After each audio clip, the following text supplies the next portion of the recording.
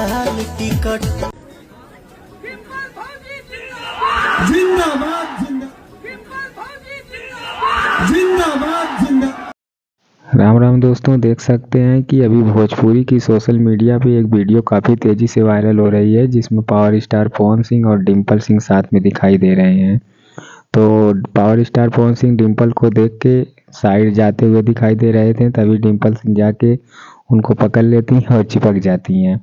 तो ऐसा क्यों हो रहा है कि पावर स्टार पवन सिंह और डिम्पल सिंह के बीच कुछ कंट्रोवर्सी हो गई थी, जिसमें डिम्पल सिंह वो निधि झा के पॉडकास्ट पे गई थी। वहाँ पे बोली थी कि पावर स्टार पवन सिंह के साथ मूवी करने के लिए कंप्रोमाइज़ करना पड़ता है, गाने के लिए कंप्रोमाइज़ करना पड़ता है, तो मैं यही नहीं कर पाती हूँ, इसलिए मुझको मूवी नहीं मिलता है।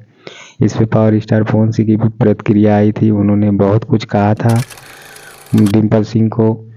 तो काफ़ी समय बाद पावर स्टार पवन सिंह और डिम्पल सिंह एक साथ देखने को मिले, तो इसीलिए ऐसा हुआ कि पावर स्टार पवन सिंह डिम्पल सिंह को देख के साइड हट रहे थे, तो डिम्पल सिंह ने जाके ज़बरदस्ती चिपक लिया।